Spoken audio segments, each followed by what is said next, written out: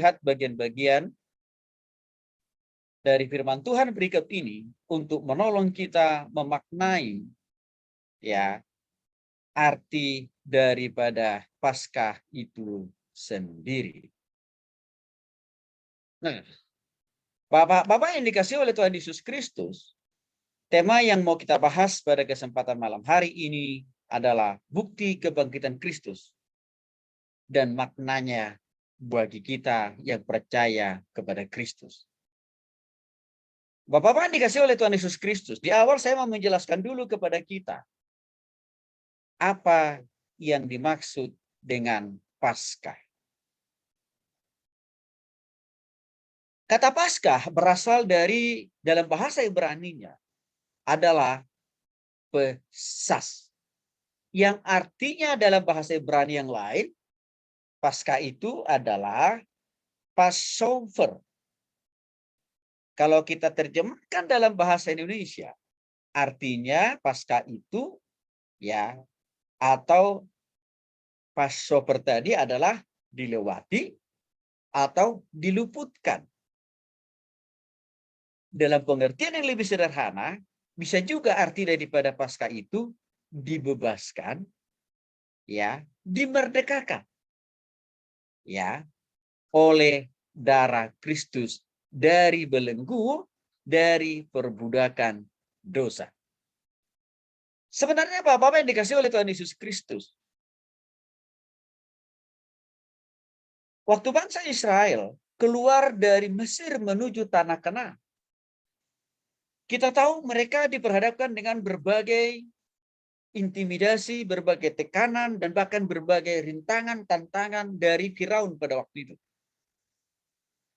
Bahkan, kalau bukan karena kuasa Tuhan, kalau bukan karena pertolongan Tuhan, sebenarnya pasti bangsa Israel tidak akan mungkin bisa keluar dari tanah perbudakan, dari Mesir menuju tanah perjanjian.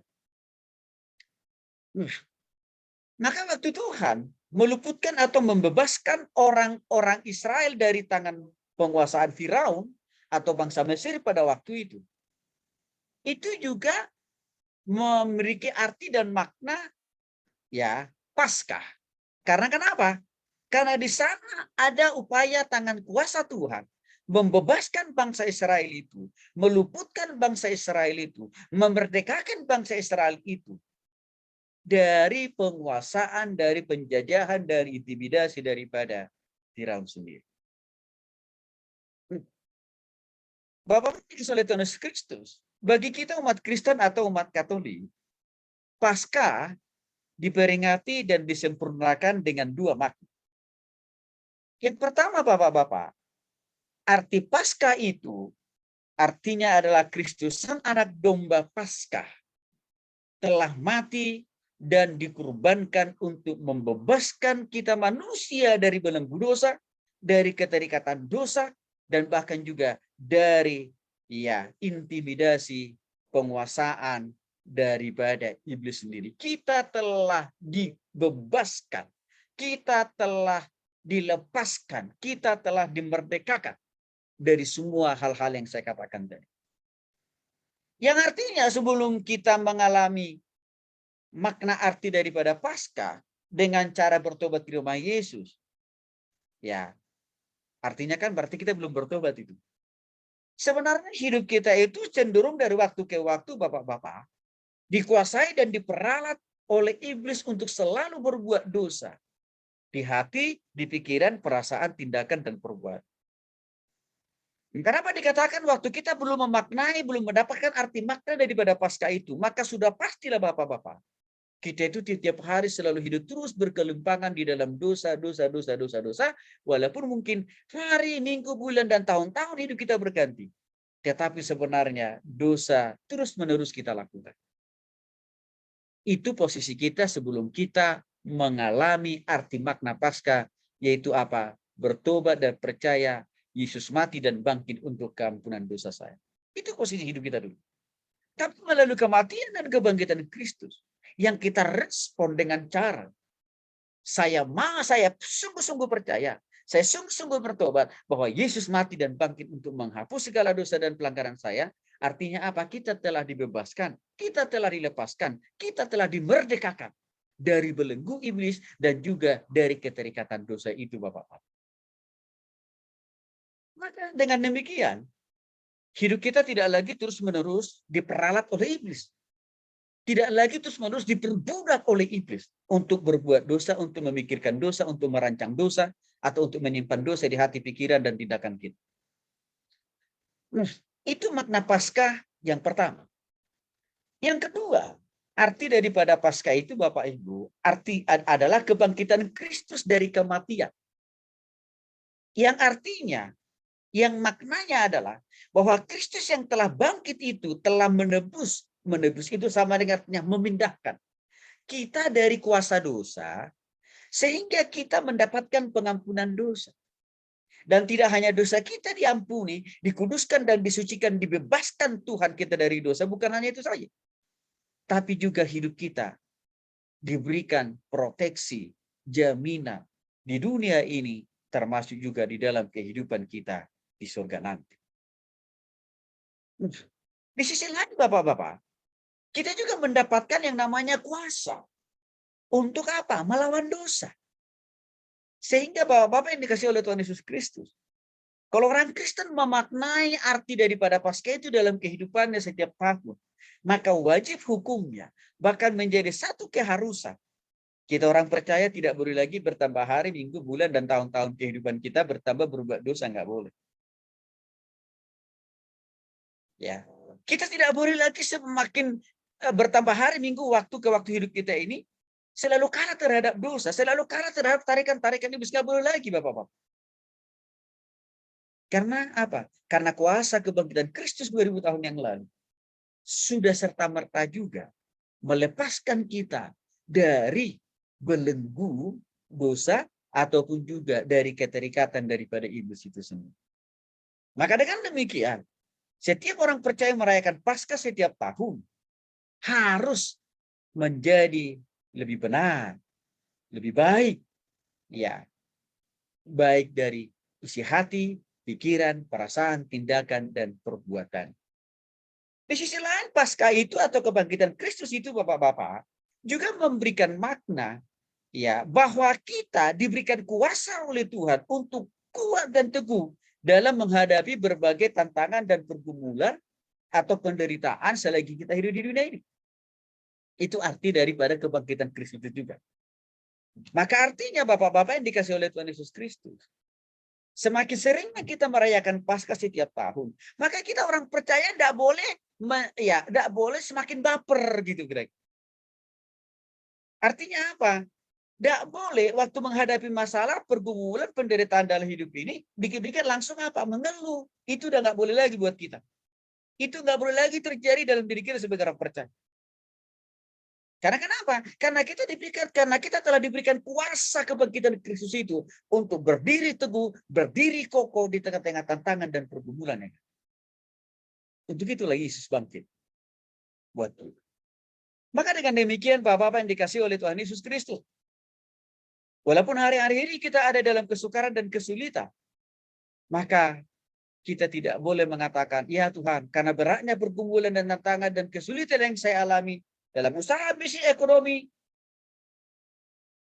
rumah tangga, dan pelayanan, yaudah deh Tuhan, kayaknya saya mendingan angkat tangan bersama Tuhan deh.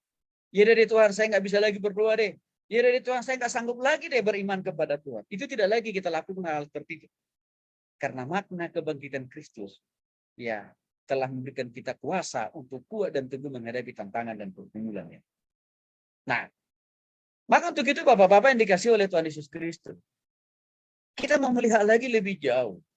Apa bukti kebangkitan Kristus, ya, tersebut, dan apa maknanya buat kita. Nah, untuk itu Bapak-Bapak, mari kita lihat dulu bagian pertama dari Alkitab kita di dalam Matius pasal 16 ayat 21. Nah, boleh Pak Marino dibacakan buat kita ya Pak ya. Matius pasal 16 ayat 21.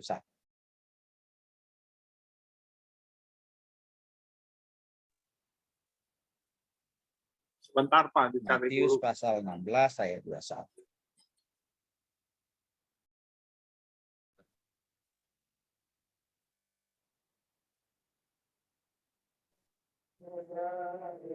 Dari Matius pasal 16 ayat 21 ini kita akan melihat Matius bukti 16 ayat kebangkitan. 24. Lalu Yesus 21. berkata, 21 Pak ya, Matius 16 ayat 21. Oke.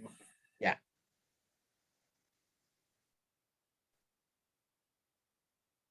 Pemberitahuan pertama tentang penderitaan Yesus dan syarat-syarat mengikut Dia. Ya. Sejak waktu itu, Yesus mulai menyatakan kepada murid-muridnya bahwa ia harus pergi ke Yerusalem dan menanggung banyak penderitaan di pihak tua-tua, imam-imam kepala, dan ahli-ahli Taurat. Lalu dibunuh dan dibangkitkan pada hari ketiga. Tetapi Baik. Petrus... Masih. Oh, ya, ayat 21 Oke, aja. sampai situ aja. Ya, sampai situ aja makasih. Pak ya. Baik. Makasih Pak Mari. Nah, Bapak-bapak yang dikasih oleh Tuhan Yesus Kristus, di sini kita melihat ya bukti kematian dan kebangkitan Kristus. Jelas sekali ya, di sini kita lihat Bapak-bapak, di mana dikatakan di sini ya, Yesus mulai menyatakan kepada murid-muridnya bahwa ia harus pergi ke Yerusalem, dan di sana di Yerusalem Yesus pasti akan menanggung banyak penderitaan dari pihak tua-tua, imam-imam kepala, dan ahli-ahli Taurat. Oke. Setelah itu, Yesus juga sudah jelaskan kepada para murid bahwa dia tidak hanya mengalami penderitaan dari para tua-tua dan imam-imam kepala dan ahli-ahli Taurat, tetapi Yesus sudah jelaskan kepada para murid juga. Setelah dia disiksa, setelah dia mengalami penderitaan itu, dia akan dibunuh. Oke. Nah, tapi tidak berhenti hanya sampai Yesus itu pasti akan dibunuh. Ya. Tapi juga setelah Yesus dibunuh lalu mati, dia bangkit pada hari yang ketiga. Bapak-bapak dikasih oleh Tuhan Yesus Kristus, di sini kita lihat. Ya. Yesus sendiri sudah tahu Bapak-bapak.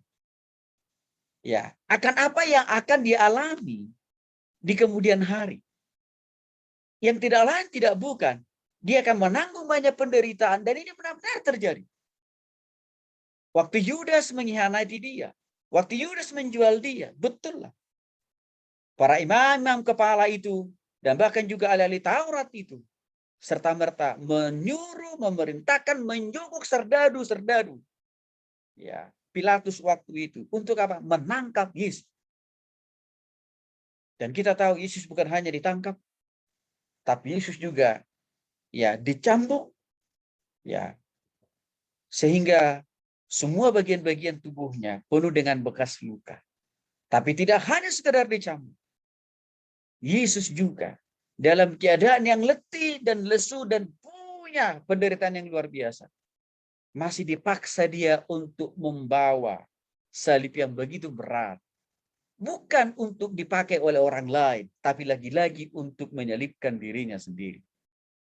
Lalu setelah sampai di Golgota, Yesus itu pun akhirnya dibaringkan di atas kayu salib itu. Dan juga sekaligus kedua tangan Yesus dipaku, serta kakinya dipaku. Bahkan tidak puas sampai di situ saja perlakuan daripada imam-imam dan ahli-ahli Taurat. Kepala Yesus juga dililitkan dengan kawat berduri. Setelah itu semuanya dialami oleh Yesus, salib itu pun didirikan.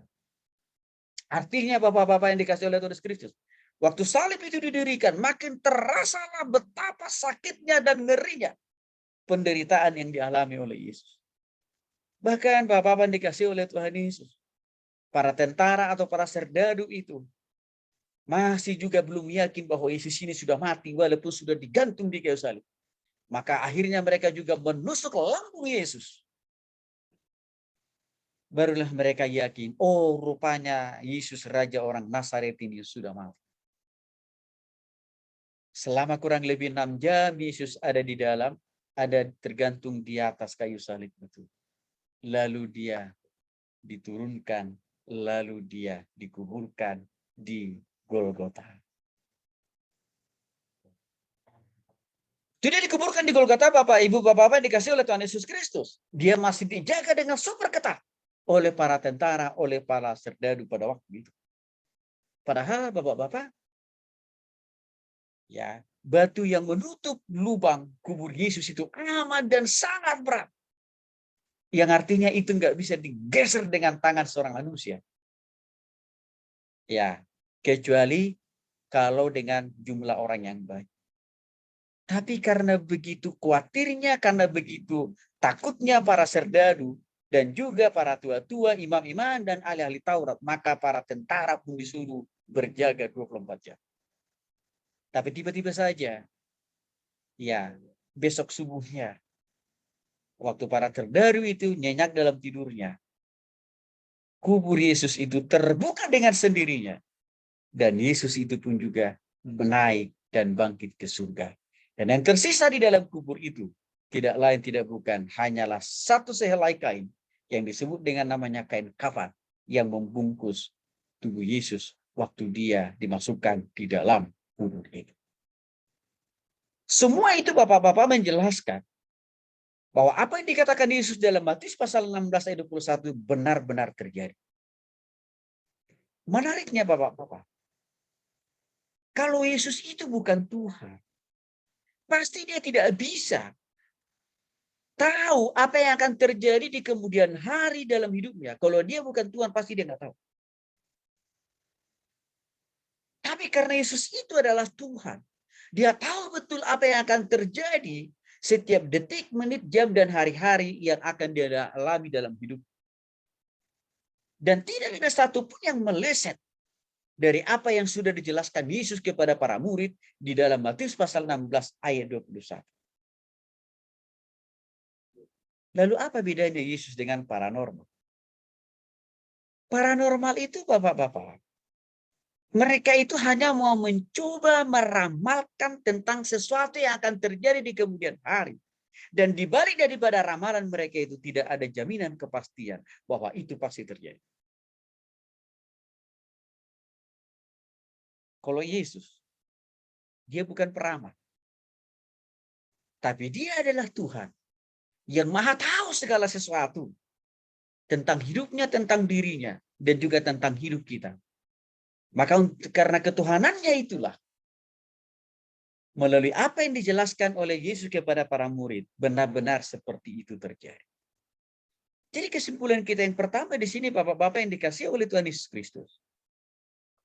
Ya, pembuktian kebangkitan Kristus itu yang pertama itu dibuktikan oleh Yesus sendiri. Benar-benar dia mati dan juga benar-benar dia bangkit. Nah, kalau kita mau menarik apa maknanya perkataan Yesus ini, ya, buat kita hari ini.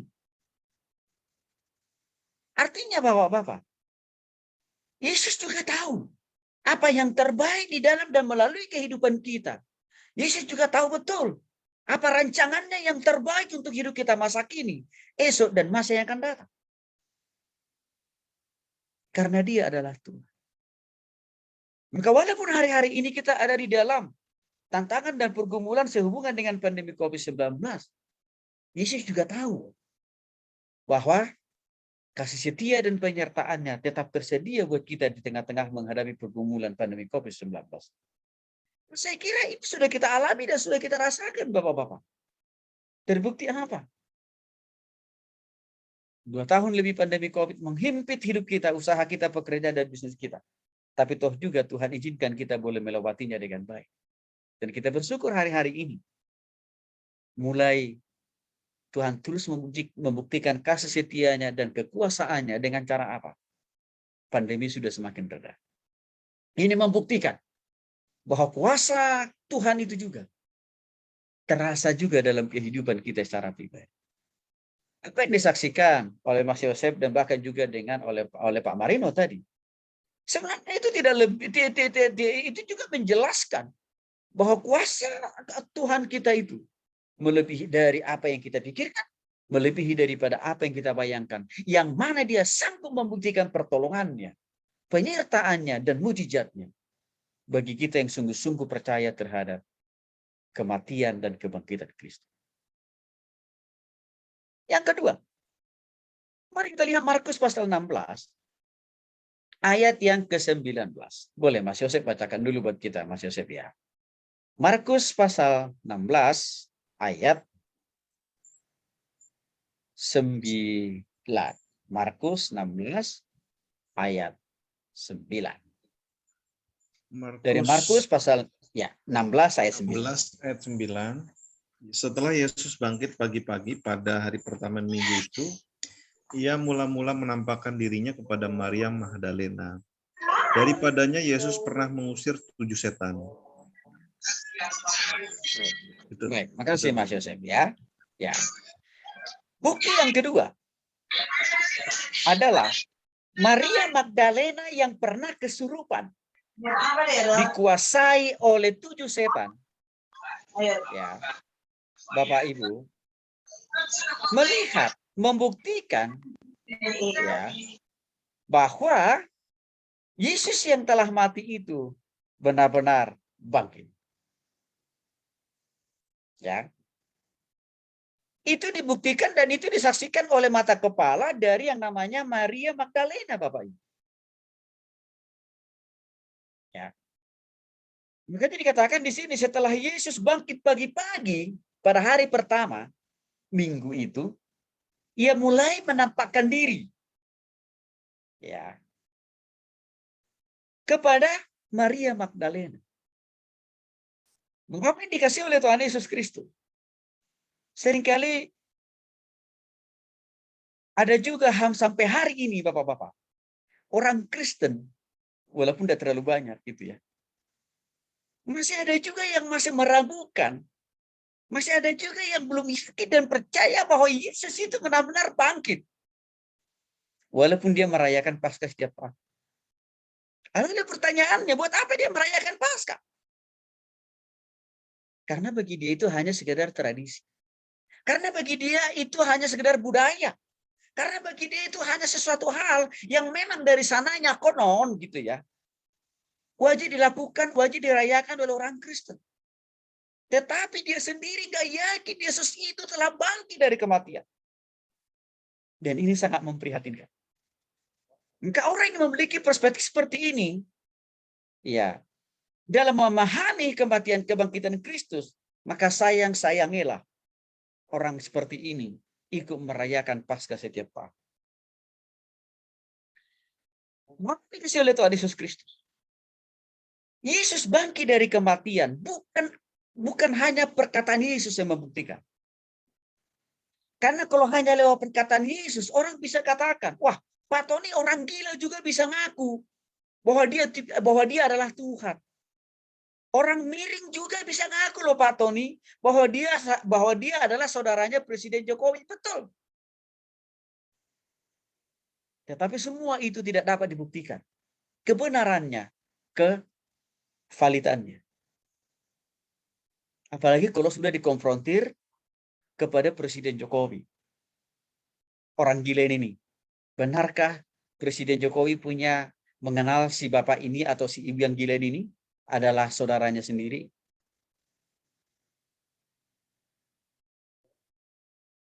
Kalau memang nyata-nyatanya tidak ada hubungan kekerabatan, hubungan persaudaraan orang gila itu dengan Presiden Jokowi, maka Presiden Jokowi katakan, enggak, saya tidak kenal dia. Bapak-bapak dikasih oleh Tuhan Yesus Kristus. Yesus tidak hanya sekedar mengatakan aku mati dan bangkit, enggak. Yesus tidak hanya mengumumkan bahwa dia akan mati dan bangkit, enggak, tapi faktanya, nyatanya, konkretnya, memang dia bangkit, Bapak. Dan kebangkitannya itu bukan hanya sebuah statement, bukan hanya sebuah pernyataan, tapi itu juga disaksikan oleh orang lain. Siapa di sini? Yang pertama di sini kita lihat adalah Maria Magdalena. Melihat Yesus bangkit dari kematian. Dengan demikian Bapak-bapak yang dikasihi oleh Tuhan Yesus Kristus. Kalau Maria Magdalena menjadi salah satu saksi hidup yang melihat dengan mata kepala sendiri Yesus yang telah mati tetapi bangkit, maka rasanya tidak ada alasan buat kita di zaman ini untuk meragukan kematian dan kebangkitan Kristus. Karena kenapa? Karena ada manusia yang sama seperti kita, seperti Maria Magdalena, juga telah melihat Yesus yang telah mati dan bangkit itu.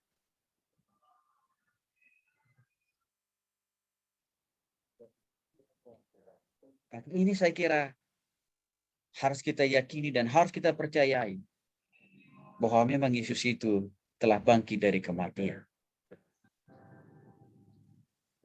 Apa maknanya? Pengalaman Maria Magdalena ini waktu melihat kebangkitan Yesus itu dari kematian. Apa maknanya buat kita? Karena kalau kita lihat di sini, sedikit latar belakang daripada Maria Magdalena ini dikatakan di dalam Matius pasal 16. Di mana Maria Magdalena ini rupanya pernah dilayani oleh Yesus. Mengapa? Karena Maria Magdalena ini pernah dirasuki 7 setan. Maria Magdalena ini. Nah, apa yang kita petik pelajaran berharga buat kita dari apa yang dilakukan oleh Maria Magdalena ini? Bapak yang dikasih oleh Tuhan Yesus Kristus. Maria Magdalena tidak hanya bersyukur dan berterima kasih kepada Tuhan waktu dia dilepaskan dan dibebaskan dari keterikatan 7 setan itu. Tidak. Maria tidak hanya sekedar Tuhan itu ada, Tuhan itu hidup. Hanya pada waktu dia dibebaskan dilepaskan daripada cengkraman 7 setan itu. Lalu setelah itu dia langsung pergi dan dia tidak ingat lagi Yesus. Itu bukan tipe Maria Magdalena. Tapi Maria Magdalena, dia begitu yakin bahwa pertolongan Yesus yang pernah dialami sehingga dia dibebaskan, dilepaskan dari penguasaan 7 setan itu. Dia sungguh yakin dan percaya bahwa Yesus ini benar-benar Tuhan. Yang artinya apa Bapak-Bapak? Kalaupun dia mati, dibangkit. Maka untuk itulah Maria Magdalena tetap mencari dan memang menemukan dan melihat dengan mata kepala sendiri Yesus yang telah mati itu dan bangkit. Relevansinya buat kita pengalaman daripada Maria Magdalena ini. Apa maknanya buat kita? Bapak yang dikasih oleh Tuhan Yesus Kristus. Seringkali orang Kristen hanya menganggap Yesus itu adalah Tuhan. Hanya menganggap Yesus itu masih hidup. Hanya pada waktu dia diberkati. Hanya pada waktu dia mendapatkan segala sesuatu yang dia inginkan dari Tuhan. Baru di situ dia anggap, oh engkau masih ada, engkau masih hidup.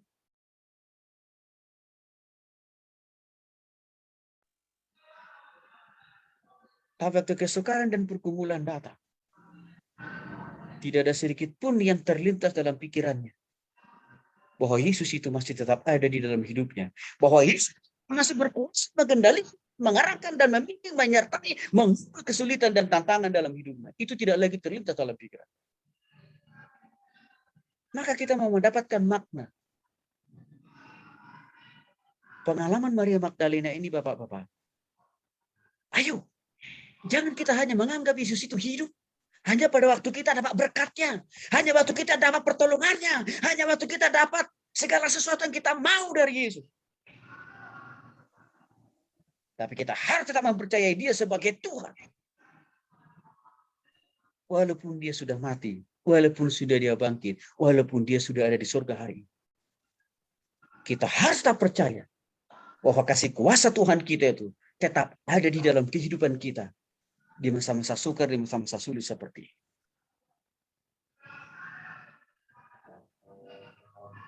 Itu yang bisa kita belajar dari makna penglihatan Maria Magdalena tentang kebangkitan Kristus. Mari kita lihat bukti yang ketiga. Di dalam Matius pasal 28 ayat 9. Boleh Pak Atet dibacakan buat kita ya Pak. Matius pasal 28 ayat 9.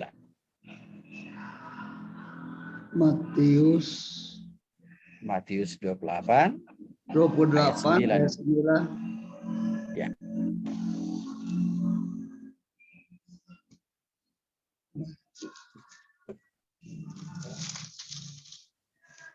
Matius pasal 28 ayat 9. Ya, Matius 28 ayat 9. Tiba-tiba Yesus berjumpa dengan mereka dan berkata, "Salam bagimu." Mereka mendekatinya dan memeluk kakinya serta menyembahnya. Amin. Baik. Terima kasih Pak Aten. Saksi mata yang berikutnya, yang melihat dengan mata kepala sendiri bahwa Yesus yang telah mati itu benar-benar real, konkret dari kematian. Yaitu siapa? Ada perempuan-perempuan lain di luar daripada Maria Magdalena. Ya. Di mana mereka ini berkata, "Salam bagimu." Mereka, para perempuan-perempuan lain ini sampai Maria Magdalena, mendekati Yesus dan memeluk kakinya serta menyembahnya. Bapak dikasih oleh Tuhan Yesus Kristus. Dari sini bisa kita melihat, bukan hanya Maria Magdalena seorang diri loh, yang melihat Yesus yang mati itu lalu bangkit, enggak. Tapi ada pribadi-pribadi lain, ada oknum-oknum lain, ada individu lain, ada perempuan-perempuan lain loh Bapak-Bapak, yang melihat Yesus itu bangkit dari kematian. Dan mereka membuktikan apa yang mereka lihat itu, benarkah Yesus yang mati itu benar-benar dia yang bangkit? Kan itu mereka lihat, mereka buktikan itu dengan cara apa? Mereka mendekatinya dan memeluknya. Kaki Yesus kan dipeluk nih. Ya, perempuan lain ini sangat betul, memegang betul. Ya, Yesus. Ini merupakan sebuah bukti bahwa Yesus yang telah mati dan bangkit itu benar-benar real, benar-benar bangkit. Karena mereka bisa memeluk kaki Yesus. Apa yang dikasih oleh Tuhan Yesus Kristus? Apa maksudnya buat kita ini? Maknanya adalah kebangkitan Kristus itu masih bisa kita rasakan kasih setia, pertolongannya, penyertaannya, pemeliharaannya bagi kita di zaman ini dalam menghadapi tantangan dan pergumulan dan kesulitan dalam usaha bisnis ekonomi pekerjaan kita. Itu yang boleh kita ambil, Bapak-Bapak. Maka untuk itu kita tidak boleh putus asa. Maka untuk itu kita tidak boleh hidup dalam ketakutan. Tidak boleh kita hidup di dalam kekhawatiran yang luar biasa.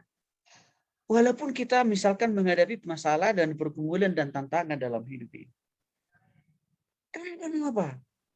Karena kuasa kebangkitan Kristus itu masih cukup bisa kita andalkan menghadapi kesulitan, tantangan, dan pergumulan yang kita hadapi di zaman ini, Bapak-Bapak.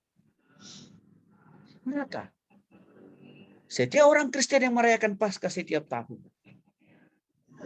dia harus semakin lebih terdorong dan termotivasi dalam menghadapi kesukaran dan kesulitan di dalam hidupnya, seberat apapun, sehebat apapun.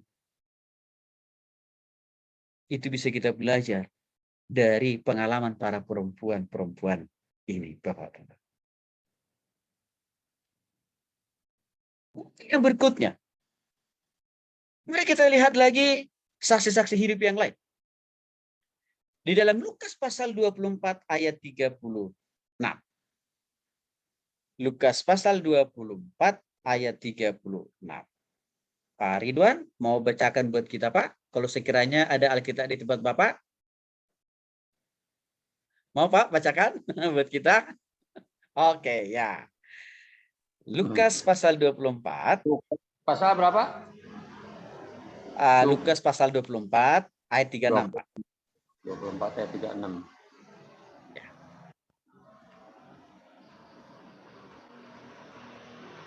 Lukas pasal 24 ayat 36. 36. Bentar. Oh iya itu. Yesus menampakkan Yesus menampakkan diri kepada semua murid. Yohanes 20 sampai 23. Dan sementara mereka bercakap-cakap tentang hal itu, Yesus tiba-tiba berdiri di tengah-tengah mereka dan berkata kepada mereka, damai sejahtera bagimu. Baik, makasih Pak Ridwan. Bapak-bapak yang dikasih oleh Tuhan Yesus Kristus, saksi mata yang ketiga. Siapa ini? Yaitu para murid-murid Yesus. Di sana dikatakan dalam Lukas pasal 24 ayat 36. Dan sementara mereka bercakap-cakap tentang hal itu, tentang apa yang mereka percakapkan, tentang apa yang mereka diskusikan.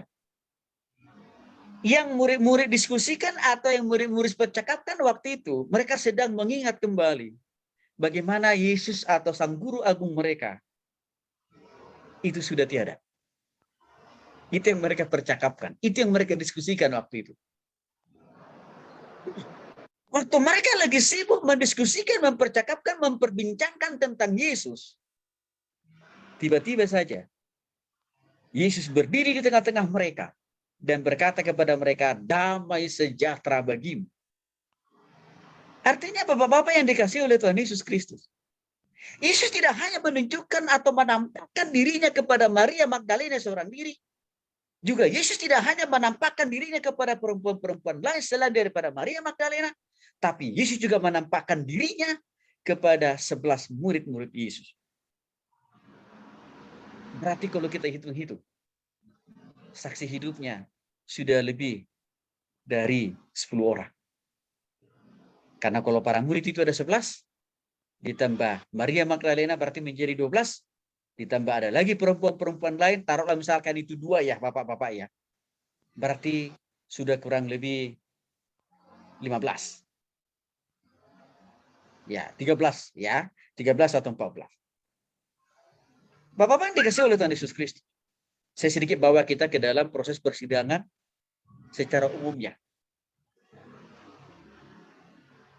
Kalau persidangan secara umum di berbagai pengadilan Bapak Ibu, hanya perlu dibutuhkan 2 orang saksi saja sebenarnya. Untuk membuktikan si terdakwa ini, benar-benarkah dia melakukan tindakan kejahatan itu atau tidak. Minimal 2 dibutuhkan saksi. Maka kalau 2 orang saksi ini mengatakan bahwa si A ini benar-benar adalah pelakunya, dan mereka melihat dengan mata kepala sendiri 2 saksi tadi, maka si terdakwa pasti akan langsung dijebloskan masuk penjara. Bapak-bapak yang dikasihi oleh Tuhan Yesus Kristus, Yesus membuktikan kematian dan kebangkitannya bukan hanya kepada 2 orang, tapi lebih daripada 2 orang. Bahkan di sini kita sudah lihat tadi, lebih kepada 10 orang. Apa artinya ini buat kita di momen Paskah ini? Tidak ada lagi alasan buat kita untuk meragukan tentang kematian dan kebangkitan Kristus. Tidak ada lagi argumentasi yang dapat kita bangun bahwa Yesus itu tidak benar-benar bangkit. Enggak ada lagi. Karena kita saksi-saksi hidupnya ada loh Bapak-bapak. Dan jumlah saksi hidup yang melihat Yesus bangkit dari kematian itu bukan hanya 2 orang, tapi lebih daripada 10 orang. Artinya Bapak-bapak yang dikasihi oleh Tuhan Yesus Kristus, maknanya buat kita apa? Maknanya adalah bahwa memang benar-benar betul Yesus itu telah bangkit dari kematian. Yang artinya apa? Kita pun juga harus bangkit daripada dosa. Kita harus bangkit daripada keterpurukan. Kita harus bangkit dari segala sesuatu yang mungkin dulu membuat kita enggan melangkah, enggan berbuat sesuatu. Kita harus move on dalam bahasa zaman now. Dalam menghadapi tantangan dan pergumulan hidup kita. Nggak boleh kita down. Karena kenapa? Karena kebangkitan Kristus itu juga telah diperlihatkan kepada 10 orang lebih. Untuk itulah Bapak-bapak yang dikasihi oleh Tuhan Yesus Kristus. Waktu para murid itu melihat Yesus yang telah mati dan bangkit itu, apa yang terjadi dalam diri mereka? Di dalam diri mereka muncul gairah, semangat, antusiasme, dan bahkan keberanian untuk mau memberitakan Injil. Yang artinya, bagi kita, hari ini, kebangkitan Kristus itu harus semakin menyemangati kita untuk menjadi saksi Kristus. Harus semakin memotivasi kita untuk terus memproklamirkan perbuatan-perbuatan Kristus. Menyaksikan karya-karya pekerjaan tangan Tuhan. Di dalam membangun usaha pekerjaan bisnis, bahkan juga rumah tangga kita masing-masing. Ini yang bisa kita belajar dari pengalaman 11 murid. Berikutnya, mari kita lihat dulu di dalam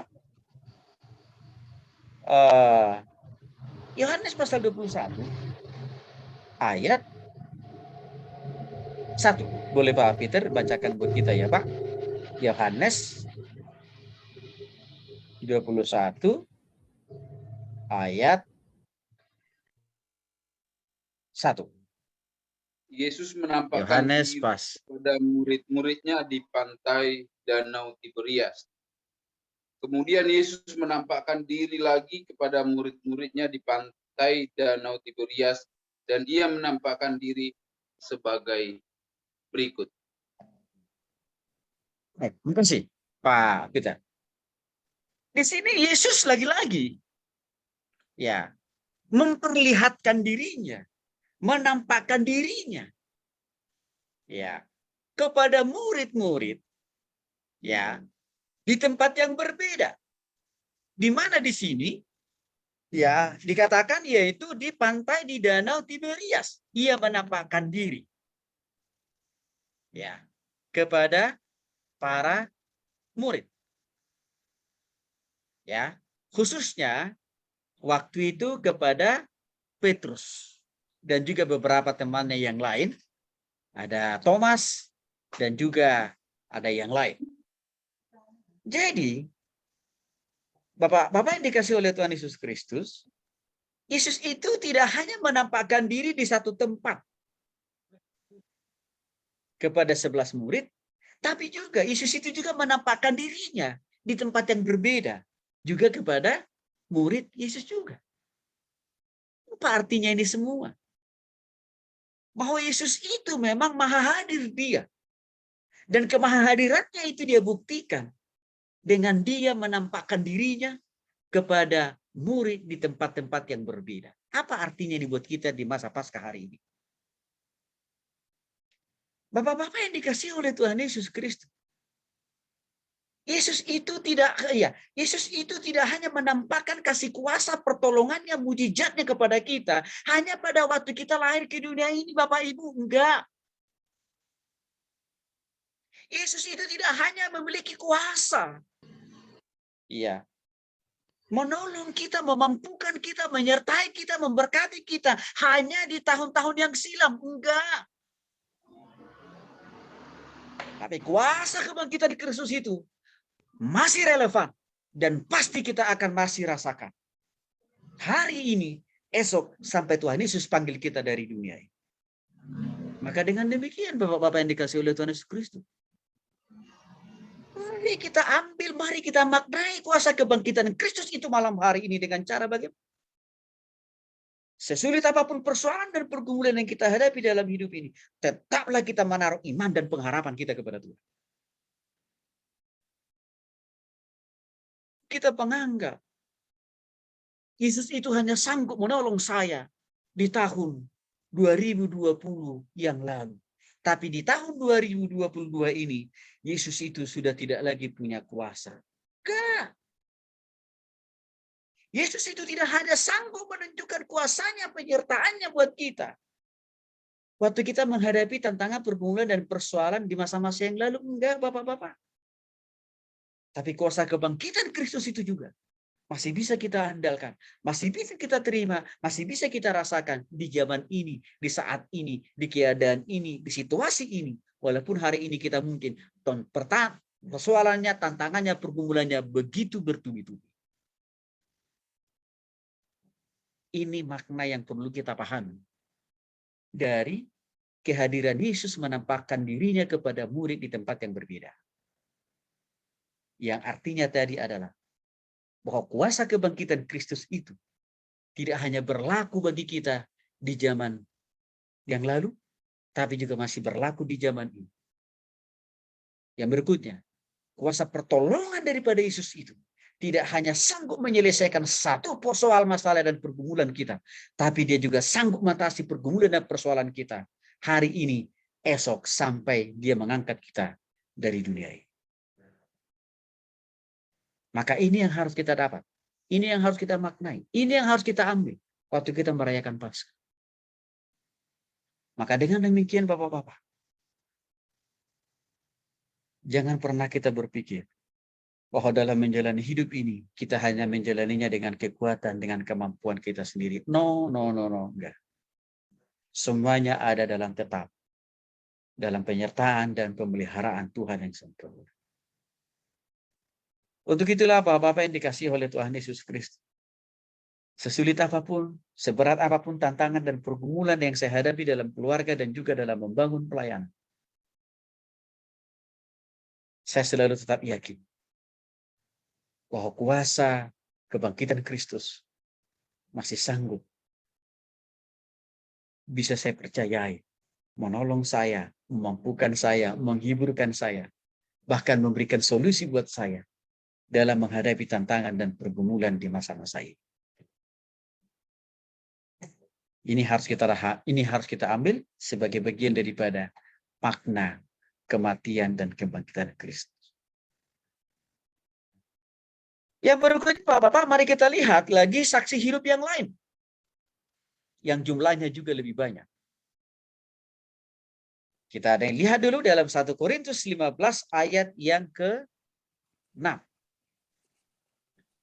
Ya, 1 Korintus 15 ayat yang ke-6. Boleh lagi Pak Marino dibacakan buat kita ya Pak. 1 Korintus 15 Ya. ayat yang ke-6.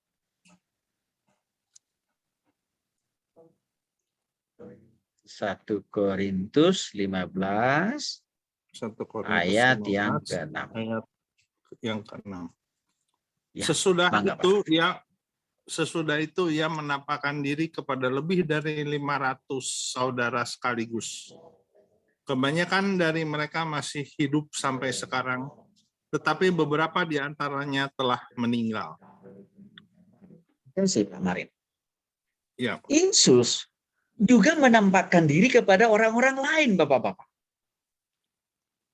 Dia bukan hanya menampakkan dirinya kepada lingkaran satunya, yaitu siapa? Para murid. Enggak. Yesus tidak hanya menampakkan diri kepada orang-orang yang secara langsung pernah dilayani. Enggak. Tapi Yesus juga menampakkan diri kepada orang-orang yang sebenarnya secara tidak langsung nih, ya, dilayani oleh Yesus, tapi Yesus peduli dengan mereka juga. Maka untuk itu ya Yesus datang untuk menampakkan diri kepada mereka. Dan jumlah mereka begitu banyak Bapak-bapak. Berapa orang? Lebih dari 500 saudara sekaligus. Saudara apa maksudnya ini? Saudara yang sudah sungguh mengenal Kristus maksudnya. Kepada 500 orang. Yesus menampakkan diri bahwa dia telah bangkit. Di sini dapat kita melihat lagi Bapak-bapak bahwa Yesus peduli juga kepada orang-orang lain selain daripada kepada para murid. Yesus tidak hanya peduli kepada Maria Magdalena dan perempuan-perempuan lain yang pernah dilayani dengan tangannya sendiri, enggak. Tapi Yesus juga peduli. Yesus juga hadir. Datang kepada orang-orang lain. Yang saya katakan tadi, mungkin mereka-mereka ini, 500 orang ini tidak langsung dilayani oleh Yesus ya. Juga Yesus peduli kok. Maka untuk itu ya Yesus datang menampakkan diri kepada mereka. Apa maknanya buat kita dengan penampakan Yesus kepada 500 orang ini? Artinya Bapak-bapak, kita ini ya tidak lagi melihat Yesus secara fisik, mati, ya, dan bangkit. Kan kita nggak lihat secara fisik itu. Karena itu sudah berlalu dan itu sudah terjadi kurang lebih dari 2000 tahun yang lalu kan Bapak-bapak. Tetapi walaupun kita tidak melihat dengan mata kepala sendiri, Yesus itu mati dan bangkit. Penampakan Yesus kepada 500 orang ini memberikan makna dan pengertian buat kita. Bahwa kita yang tidak melihat Yesus mati, yang tidak melihat Yesus secara fisik mati dan bangkit kembali. Artinya apa? Kita juga patut, layak, dan wajib untuk mempercayainya. Itu poin pertama. Walaupun kita ini bukan ring satunya Yesus kan gitu ya. Tapi kita bisa percaya bahwa Yesus yang telah mati itu benar-benar bangkit. Karena itu yang ditunjukkan oleh Yesus waktu dia menunjukkan menampakkan dirinya kepada 500 orang. Orang-orang percaya.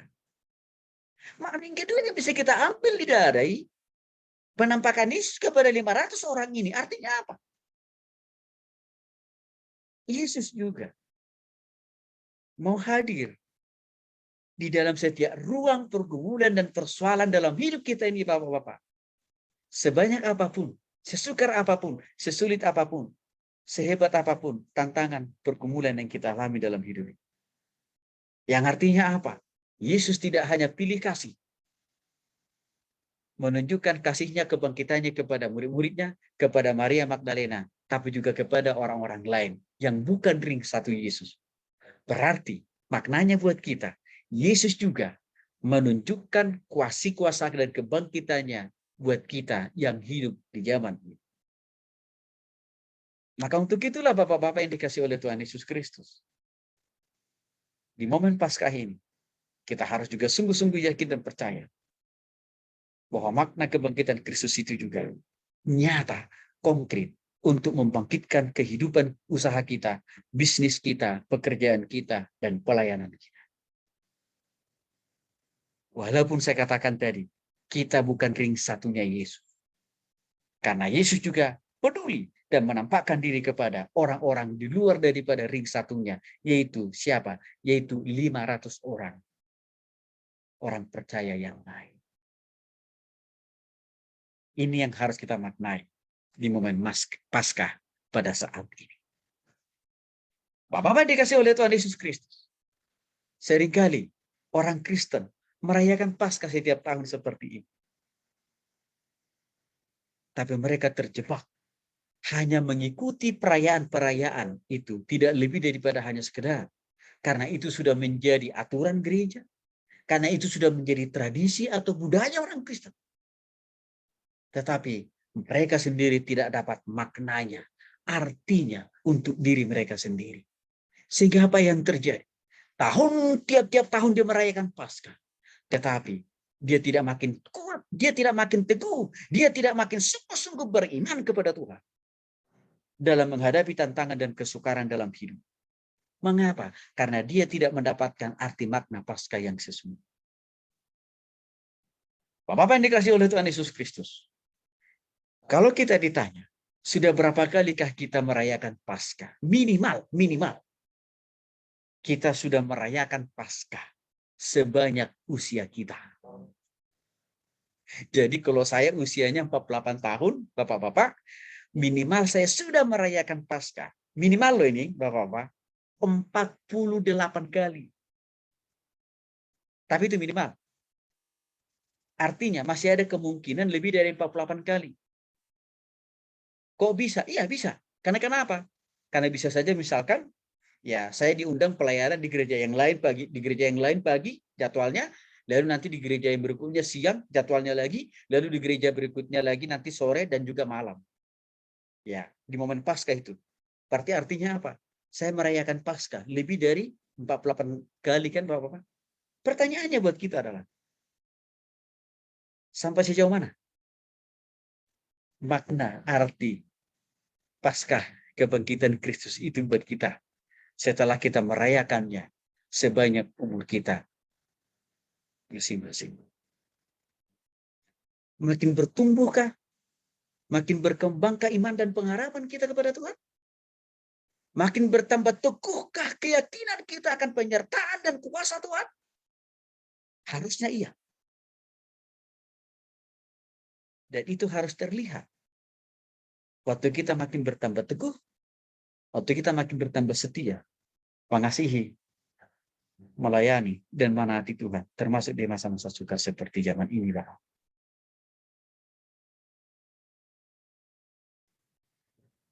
Kita lihat lagi 1 Korintus pasal 5 ayat yang ke-7. Bukti kematian dan kebangkitan Kristus serta maknanya buat kita. 1 Korintus 5 ayat yang ke-7. Mangga Pak Ridwan, Pak, boleh dibacakan buat kita, Pak? 1 Korintus 5 ayat yang ke-7. Tetangga dekat dari 1 Korintus 15 ayat 6. Tapi ini 1 Korintus 5 ayat 7 ya Pak Ridwan ya. 1 Korintus 5 ayat 7, Pak. Selanjutnya, ia menampakkan diri kepada Yakobus, kemudian kepada semua rasul.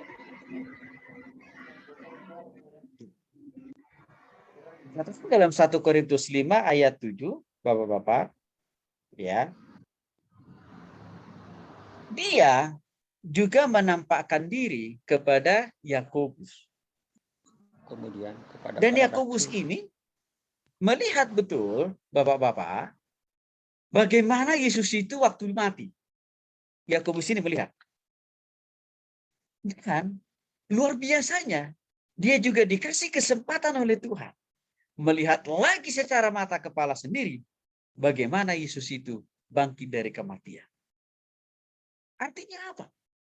Yakobus melihat dua proses. Yesus mati dan juga Yesus bangkit. Apa maknanya buat kita? Pengalaman dari Yakobus ini tentu maknanya buat kita besar, Bapak-bapak.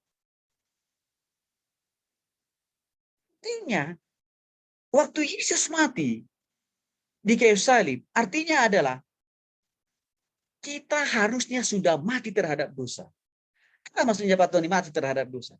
Kita tidak lagi menyukai, kita tidak lagi doyan untuk menyimpan dosa di hati, di pikiran, perasaan. Kita tidak lagi dari waktu ke waktu diperbudak dan diperalat untuk berbuat dosa. Itu artinya mati bagi dosa. Itu artinya kita memaknai kematian Kristus.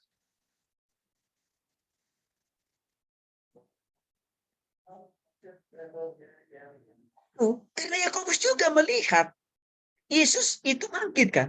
Artinya apa maknanya buat kita? Di samping kita harus berhenti berbuat dosa, berhenti memikirkan dosa, berhenti memproduk dosa baru atau dosa yang lama. Itu kan arti makna kematian ya. Maka kebangkitan Kristus itu yang dilihat oleh Yakobus itu artinya buat kita adalah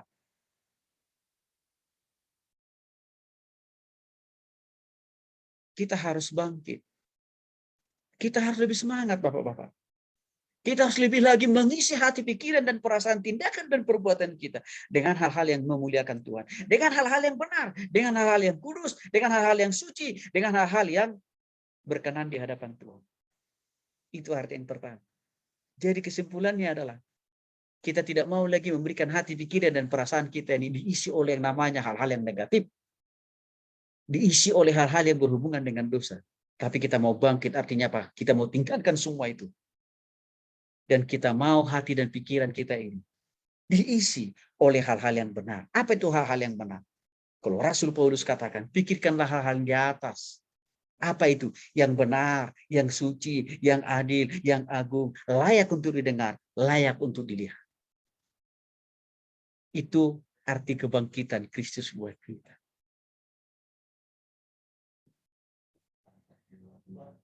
Arti lain apa lagi? Makna daripada kebangkitan Kristus itu. Berarti kita harus lebih semangat, Bapak. Dalam mengisi waktu kita, dalam mengisi tenaga kita. Dan juga apa? Di dalam melakukan pekerjaan kita. Di dalam mengelola usaha dan bisnis kita, kita harus lebih semangat. Terlepas.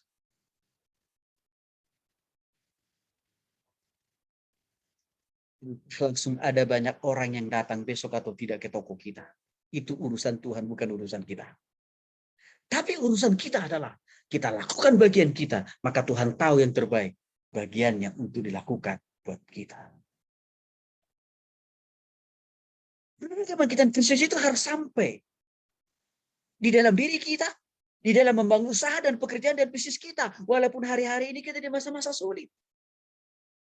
Cara taktisnya yang harus kita lakukan apa? Nggak boleh, Bapak-Bapak. Kita hanya meratapi dan menangisi kesuaran, kesulitan, tantangan yang kita alami hari ini. Lalu dengan hanya meratapi dan menangisi tantangan pergumulan yang kita hadapi hari ini. Lalu kita tidak lagi mau move on. Nggak boleh. Tapi kita harus bangkit. Artinya kita harus semangat. Wah Pak Tony. Wah saya semangat Pak Tony. Melakukan usaha saya, membuka usaha saya, mengembangkan usaha saya, bisnis saya, pekerjaan saya. Tapi sampai sekarang ini Pak Tony kok belum ada mujizat ya?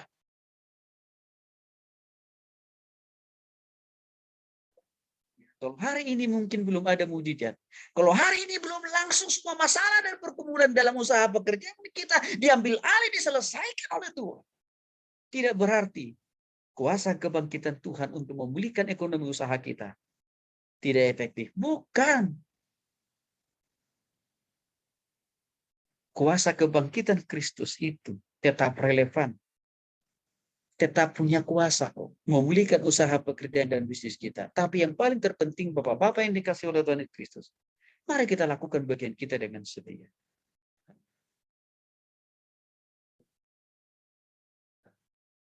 Tidak usah kita menghitung.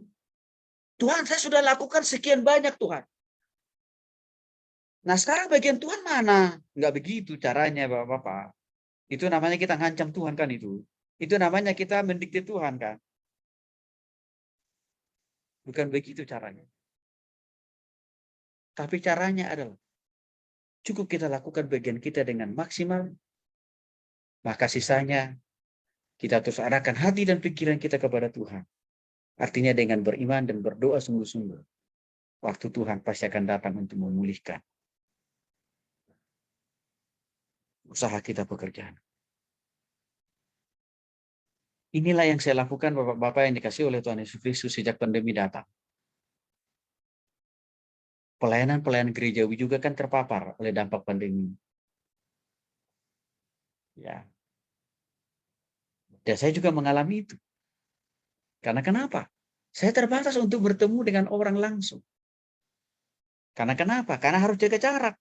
Belum lagi. Was-was, jangan-jangan.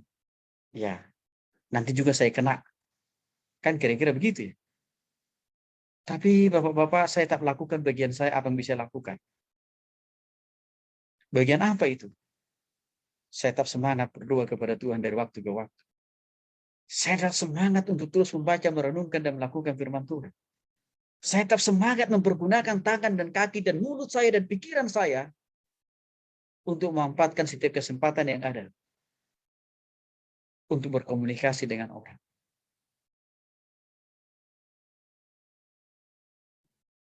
Adakah hasilnya? Ada.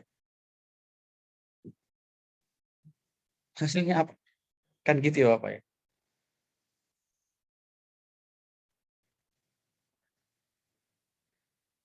Sekolah teologi yang kita buka kelas hari Selasa. Kelas hari Senin. Kelas hari Sabtu. Sebenarnya kan itu belum lama. Itu sebenarnya kita rintis pas pandemi tahun 2020. Artinya Bapak-Bapak, di masa-masa sulit kan sekolah itu kita rintis. Ya. Artinya saya langsung terbatasi untuk ketemu orang untuk mempromosikan itu kita punya sekolah. Tapi Bapak-Bapak yang dikasih oleh Tuhan Yesus Kristus, saya tidak pernah berputus asa. Karena saya yakin dan percaya, waktu saya tetap semangat melakukan bagian saya, dengan berdoa, baca firman, dan beriman, dan memanfaatkan media sosial yang ada. Apa yang terjadi? Tuhan tambahkan juga kok. Satu persatu jumlah mahasiswanya. Tuhan tambahkan juga. Jadi maksud saya di sini adalah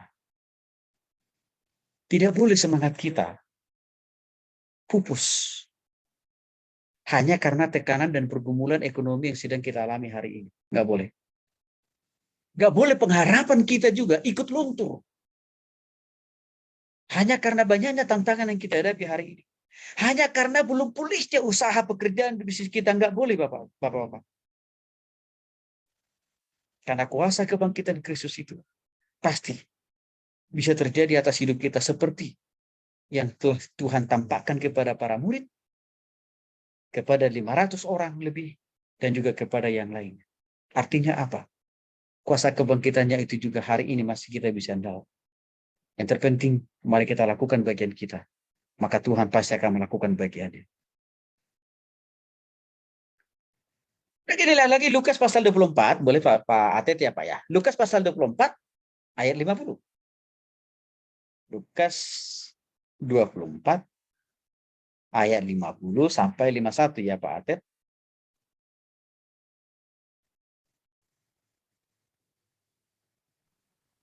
Lukas pasal 24 ayat 50 sampai 51 Pak Atet ya Pak. Lukas 24 ya. Iya. Ayat 50 sampai 51. 50 sampai 51. Ya.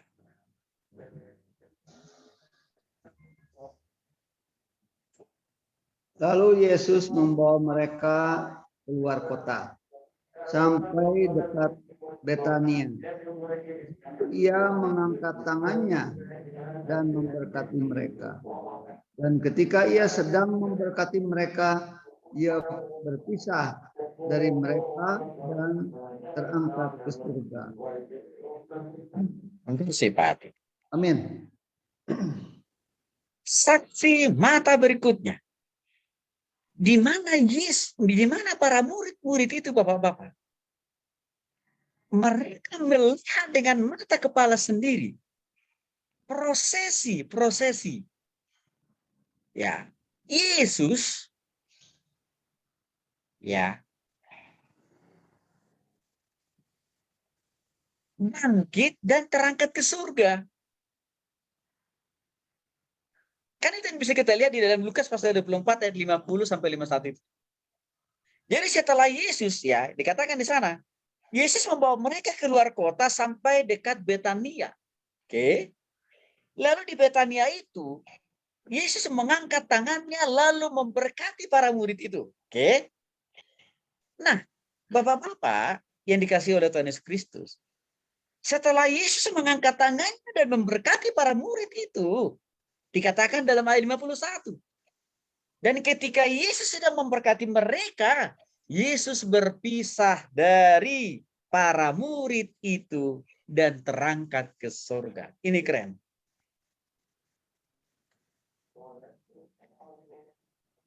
Artinya Bapak-bapak yang dikasihi oleh Tuhan Yesus Kristus, Yesus itu tidak hanya menampakkan diri waktu dia sudah menampakkan diri, ya, hanya pada saat dia sudah bangkit dari kematian. Tapi ada tindak lanjut berikutnya yang Yesus tampakkan kepada para murid itu. Itu apa? Yesus juga memperlihatkan kepada para murid itu bagaimana Yesus itu pelan-pelan terangkat ke surga.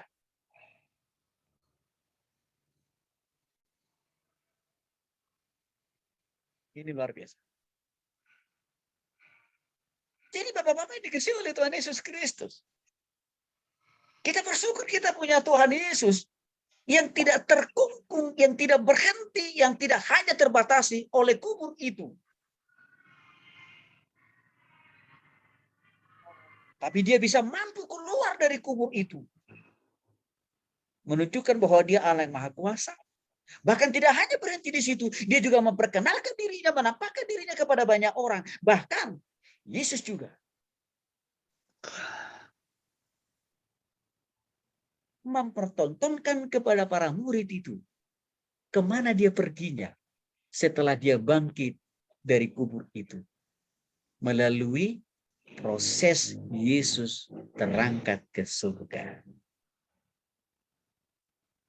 Untuk itulah Bapak-bapak yang dikasihi oleh Tuhan Yesus Kristus. Kalau kita merayakan Paskah, kita selalu menempatkan Yesus itu masih di liang kubur, nggak boleh. Itu sudah terjadi kan 2000 tahun yang lalu. Jangan lagi kita selalu menyimpulkan bahwa Yesus itu masih di kuburan itu loh.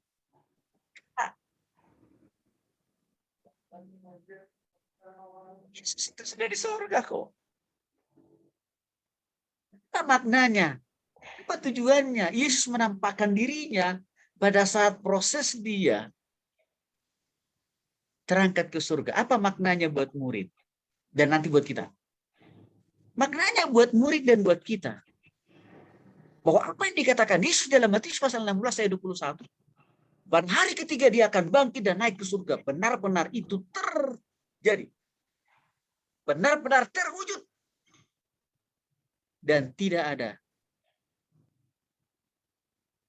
yang meleset. Buat kita, di zaman ini apa? Makna daripada prosesi Yesus naik ke surga itu perlu ditunjukkan kepada para murid. Maknanya buat kita adalah bahwa benar-benar Tuhan kita Yesus Kristus itu sudah ada di sorga. Artinya apa? Dia telah menang menghadapi dosa yang kita perbuat. Dia sudah tuntas, dia sudah selesaikan semuanya. Tugas dia untuk mengampuni kita yang berdosa ini. Maka action point-nya buat kita. Kita pun juga harus tuntas, Bapak-Bapak. Dengan dosa masa lalu. Jangan lagi kita simpan-simpan. Dendam, kepahitan, amarah, gitu ya. Kita harus tinggalkan itu semua. Dan juga hari-hari yang ada hari ini, kita juga harus terus semakin lebih baik. Dalam berpikir, bertindak, dan melakukan segala sesuatu usaha pekerjaan dan bisnis kita. Karena semuanya sudah disempurnakan oleh Yesus.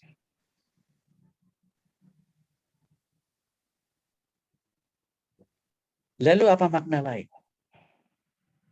Sehingga Yesus itu perlu memperlihatkan kepada para murid bagaimana prosesinya dia terangkat ke surga.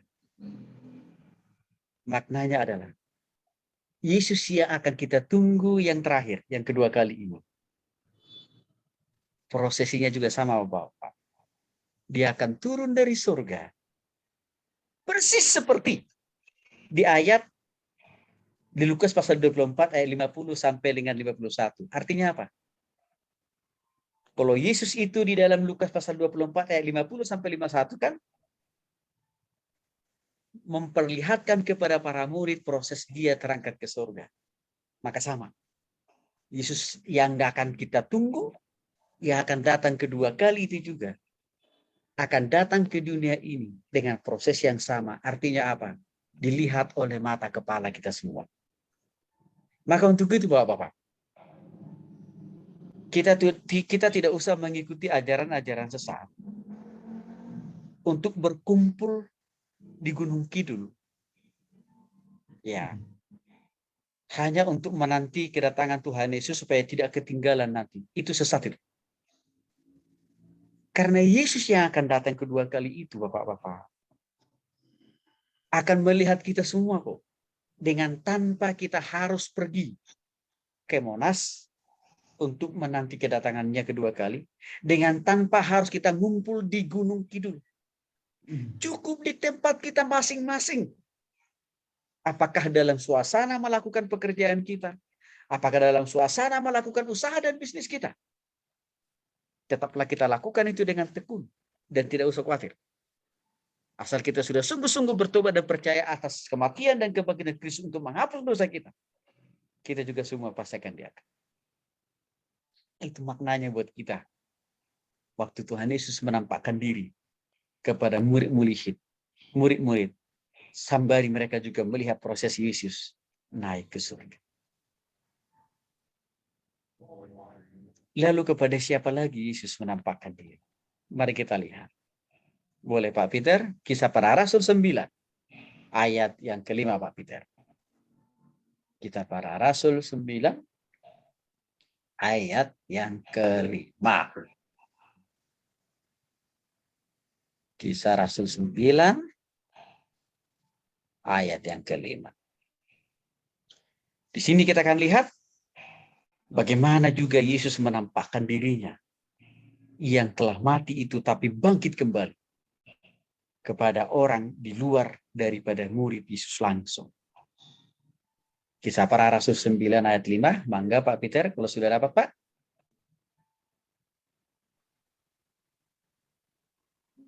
Saulus bertobat. Ayat 5, jawab Saulus, siapakah engkau Tuhan? Katanya, akulah Yesus yang kau aniaya itu. Amin. Terima kasih Pak Peter. Bapak-bapak yang dikasih oleh Tuhan Yesus Kristus, kita tahu latar belakang Saulus sebelum bertobat. Setelah bertobat diubah namanya menjadi Paulus. Saulus itu punya hobi, punya semangat, punya kesukaan untuk menghabisi, membunuh, membinasakan ya pengikut-pengikut Kristus di zaman itu. Ya. Saking begitu bernapsunya dia menghabisi pengikut-pengikut Kristus. Dia sampai minta semacam surat keterangan atau surat kuasa. Ya. Dari imam-imam besar dan juga ya kepada penguasa-penguasa waktu itu supaya dia diberikan otoritas untuk menghabisi pengikut-pengikut Kristus. Bapak-bapak yang dikasihi oleh Tuhan Yesus Kristus, waktu dia sudah mendapatkan surat kuasa itu, lalu dia menjalankan perjalanan ke Damsyik. Ketika ia sudah dekat kota Damsyik, tiba-tiba saja cahaya memancar dari langit mengelilingi dia. Cahaya itu adalah gambaran kehadiran Kristus. Lalu si Saulus ini pun atau Paulus ini pun rebah ke tanah. Tapi setelah dia rebah ke tanah, lalu terdengarlah olehnya suatu suara yang berkata, Saulus, Saulus, mengapa engkau menganiaya aku? Dan kata-kata itu tidak lain tidak bukan adalah perkataan Yesus yang mengatakan tadi, Saulus, Saulus, mengapakah engkau menganiaya aku? Lalu jawab Saulus, siapakah engkau? Tuhan. Kata Yesus, akulah Yesus yang kau aniayai. Bapak-bapak dikasih oleh Tuhan Yesus Kristus. Ada orang yang cukup jauh berbeda. Ya. Pola pikirnya, latar belakangnya, radikalismenya, yaitu Paulus atau Saulus, juga Yesus menampakkan diri kepada orang ini. Yang walaupun pada saat itu sudah terlalu banyak orang yang dianiaya, yang dihabisi dan dibunuh hidup-hidup oleh Saulus. Tapi Yesus peduli juga dengan namanya si Saulus ini. Bukan salah satu bentuk kepedulian Yesus, salah satu bentuk kemahakuasaan, salah satu bukti bahwa Yesus itu adalah benar-benar bangkit. Dia menampakkan dirinya kepada si Saulus ini. Apa artinya Bapak-bapak yang bisa kita ambil dari sini? Yesus tidak hanya menampakkan dirinya, lagi-lagi, hanya kepada orang-orang yang dekat dengan dia. Tapi Yesus juga menampakkan kuasa kebangkitannya kepada orang-orang yang banyak menghabisi pengikut-pengikut Kristus, kepada orang-orang yang mengkhianati Yesus, kepada orang yang sangat tidak suka dengan Yesus.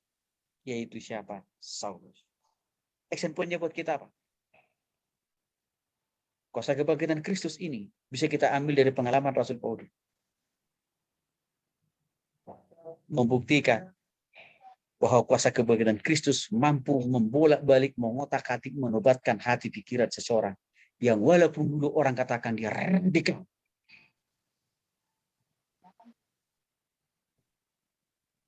atau orang yang sangat antipati dengan kekristenan, kuasa kebangkitan Kristus tetap bisa menjamah, melembutkan, dan menobatkan hati orang seperti ini.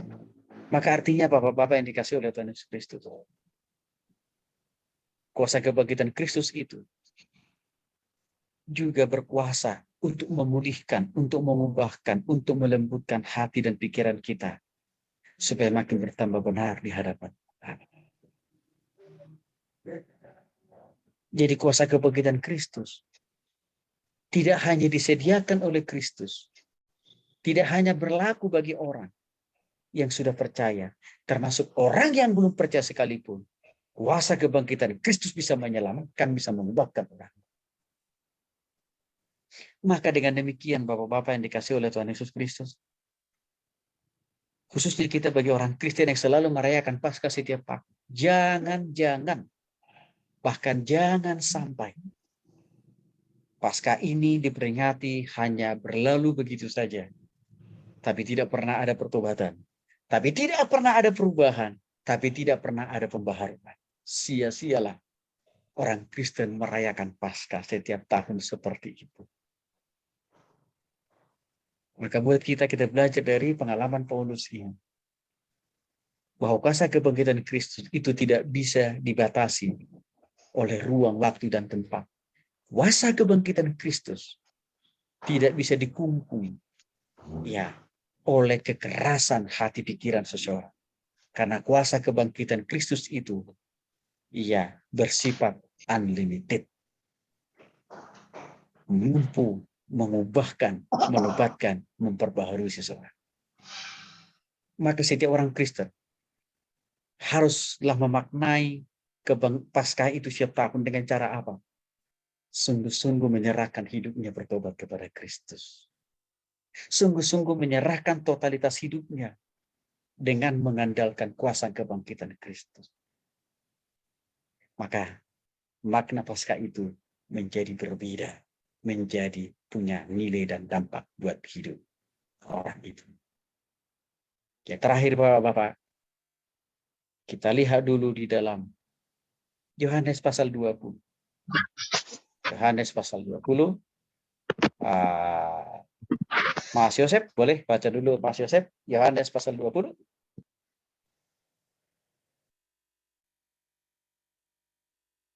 Yohanes 20 ayat 24 sampai 27. Yohanes pasal 20.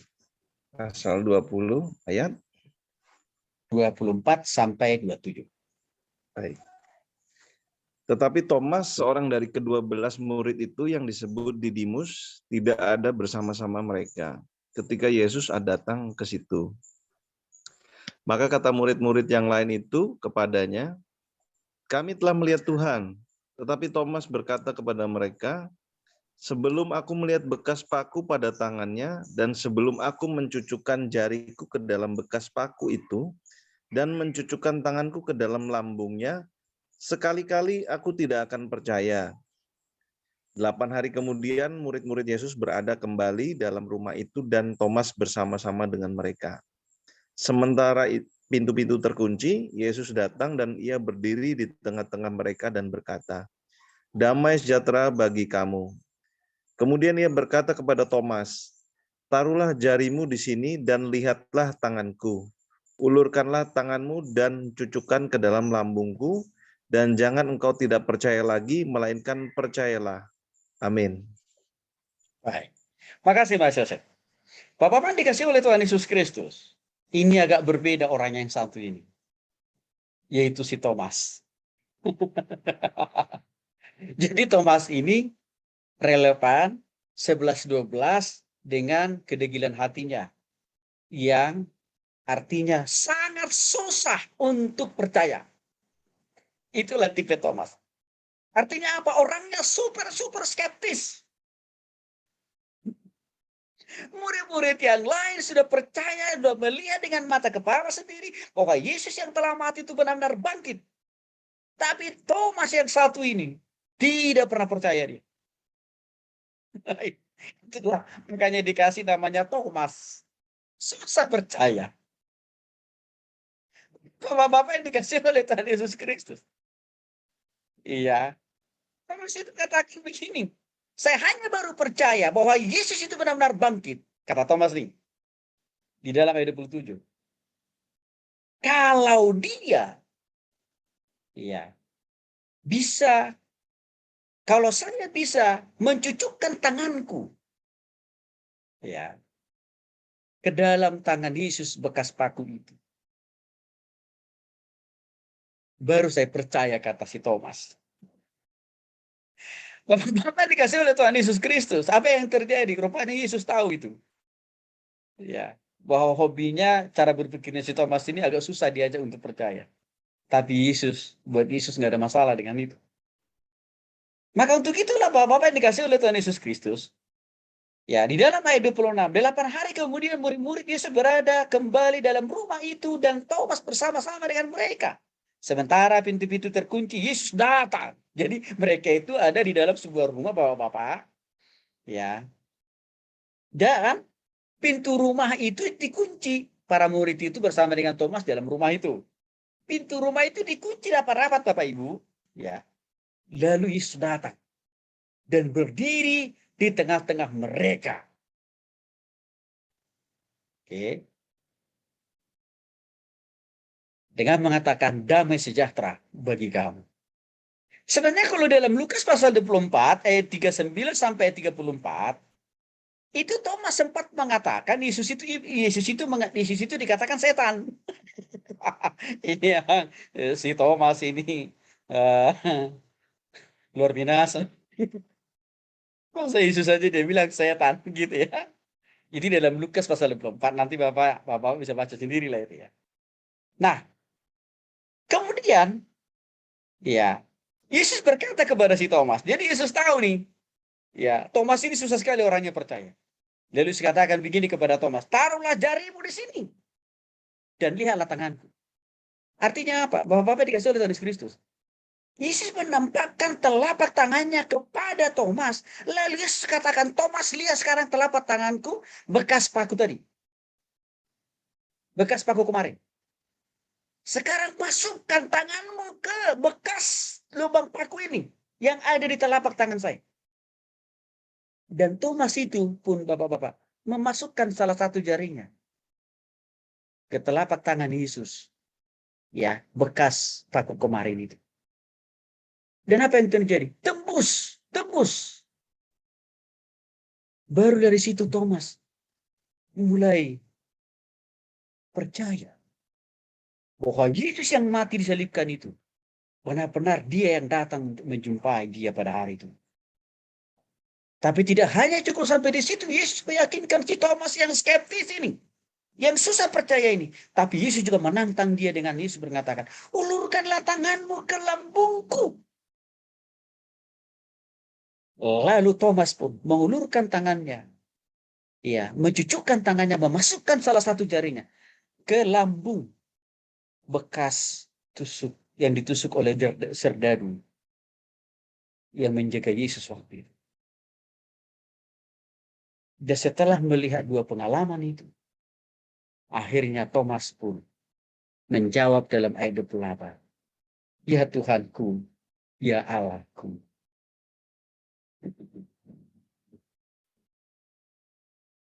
Maka dikasih oleh Tuhan Yesus Kristus. Banyak sekali orang Kristen, Bapak-bapak, persis seperti Thomas ini.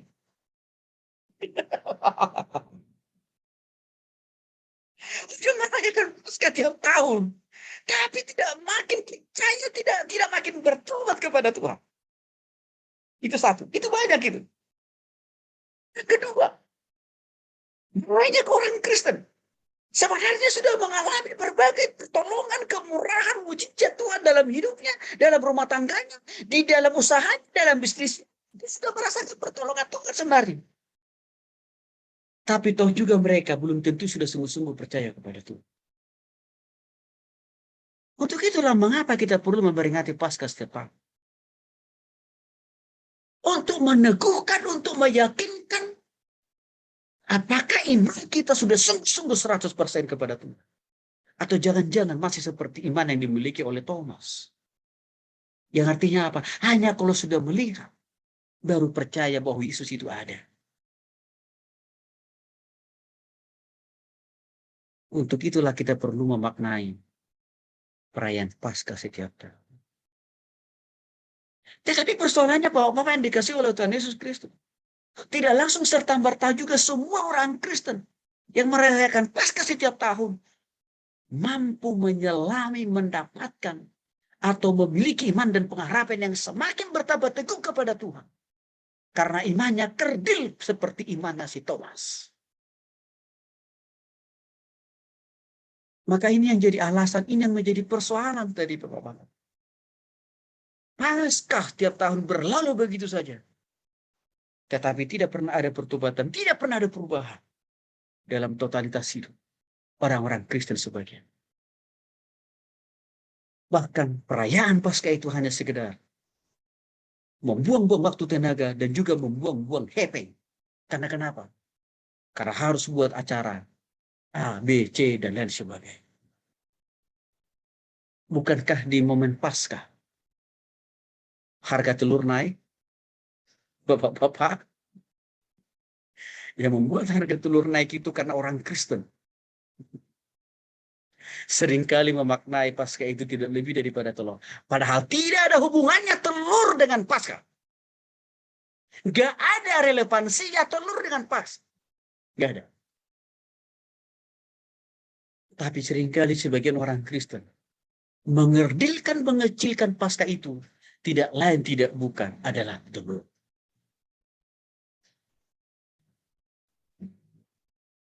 Paskah itu bukan telur. Paskah itu artinya adalah pertobatan sungguh-sungguh kepada Kristus. Dan juga kebangkitan kita dari dosa. Kebangkitan kita dari keterpurukan. Kebangkitan kita dari kemalasan. Dan kebangkitan kita dari keputusasaan. Itu artinya Paskah. Jadi kalau bapak-bapak tidak mendapatkan kado telur pun di dalam momen Paskah ini, tidak usah berkecil hati. Karena itu tidak ada hubungannya dengan Paskah. Dan juga tidak ada dampaknya dengan Paskah. Maka bapak yang dikasih oleh Tuhan Kristus. Itu loh. 10 poin tadi loh. Arti daripada Paskah. Arti daripada kematian dan kebangkitan. Mari kita ambil 10 makna daripada poin-poin tadi. Maka saya yakin dan percaya dan pertolongan daripada Roh Kudus. Pasti hidup kita semakin lebih berubah. Cara berpikir kita makin lebih baik. Cara kita bekerja. Cara kita berbisnis. Cara kita mengelola usaha pekerjaan kita juga. Harus bangkit. Artinya harus dihidup. Tuhan Yesus. Mantap.